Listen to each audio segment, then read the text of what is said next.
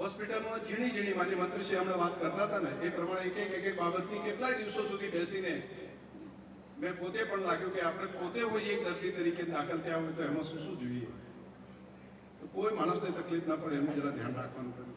અને બીજું, આજે જે માન્ય મંત્રીશ્રી રસ્તામાં આવતા મને વાત કરી કે હજુ મોટી હોસ્પિટલોમાં MRI ની વ્યવસ્થા નથી હોતી. MRI અને CT સ્કેન કરવું હોય તો લગભગ 15-20 કરોડ રૂપિયાનો ખર્ચો થાય. અને એ આપણી હોસ્પિટલમાં તો બરાબર છે, પણ અહીંથી કોઈ માણસ દર્દી બીમાર પડ્યો એને MRI કરાવવું હોય, એક તો બિલકુલ સેલા પેલામાં હોય અને એને MRI કરાવવું હોય તો ક્યાં મૂકવો પડે છે? એક અમદાવાદ જાય ત્યારે વ્યવસ્થા થાય. તો રસ્તામાં જતા ને આવતા એ જર્ની પણ સહન ના કરી શકે.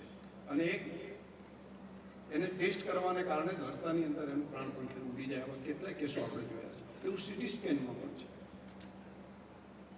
તો સરકારી યોજના સિવાય પણ માન્ય મંત્રીશ્રીએ પણ કીધું છે કે હું પણ મદદ કરીશ અને CSR માંથી સ્પેશિયલ વ્યવસ્થા કરાવીને અથવા બાકી વ્યવસ્થા કરાવીને MRI ની પણ વ્યવસ્થા આપણે ત્યાં થાય. તો મને લાગે છે કે પાલનપુરના દર્દીને પણ ડીસાથી કે ત્યાંથી પણ અહીંયા આવીને MRI ની વ્યવસ્થા કરે અને પ્રાઇવેટ ડોક્ટર મિત્રોને પણ આવા કેસ આવ્યા હોય તો MRI ની વ્યવસ્થા અહીંયા થાય તો સહજતાથી બાકીના લોકોને પણ એનો ફાયદો થઈ શકે.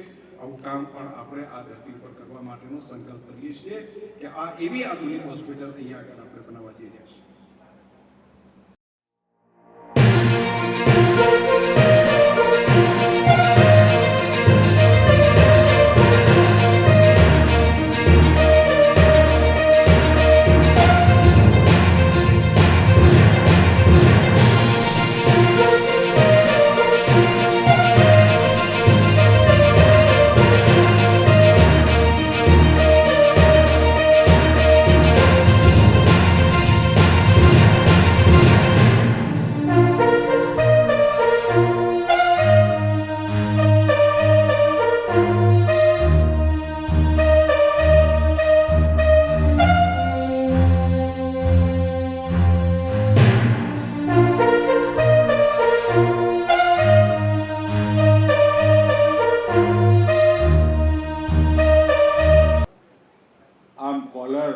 ઊંચો કરીને ચાલી શકે એવી બનાસકાંઠાની જનતા એ સ્થિતિએ લાવવાનું કામ અને આદરણીય મોદી સાહેબ અને આદરણીય અમારા ભૂપેન્દ્રભાઈ પટેલ સાહેબે ગઈ વખતે જ્યારે ઇરિગેશન વિભાગ મારી પાસે હતો એ વખતે અનેકવિધ પાઇપલાઇનોના કામ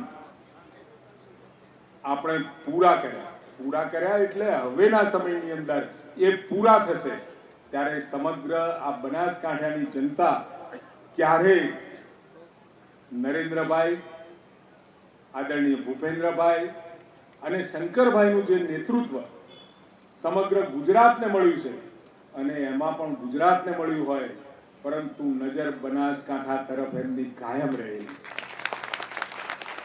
ત્યારે મને વિશ્વાસ છે બનાસ ડેરી ઉત્તર પ્રદેશમાં પહોંચી છે. હમણાં જ અમે રામલલ્લાના દર્શન કરવા ગયા હતા. થોડો સમય મળ્યો અને લખનઉ મુકામે એ ડેરી અને ત્યાંના આગેવાનો અને ત્યાંના લોકો જે રીતે ગુજરાત અને બનાસ ડેરીના વખાણ કરતા હતા, તમે ત્યાં જાઓ અને કહો કે અમે બનાસકાંઠાથી આવીએ છીએ અને બનાસની અંદર અમે દૂધ ભરાવીએ છીએ. અનઓર્ગેનાઇઝ સેક્ટર છે ત્યાં દૂધનું. ઉત્તર પ્રદેશને પણ ઉત્તમ પ્રદેશ બનાવવા માટે પણ ગુજરાત અને બનાસ બેંકનો, બનાસ ડેરીનો ખૂબ મોટો ફાળો આવતા સમયમાં રહેવાનો છે. ત્યારે આપ સૌને ખૂબ ઝડપી પૂરું થાય, કોન્ટ્રાક્ટર ડિલે ના કરે અને સમયસર આપ સુધી આ હોસ્પિટલની સેવાઓ પહોંચી રહેશે એવો મારો આરોગ્ય વિભાગનો બાંધકામ વિભાગ એની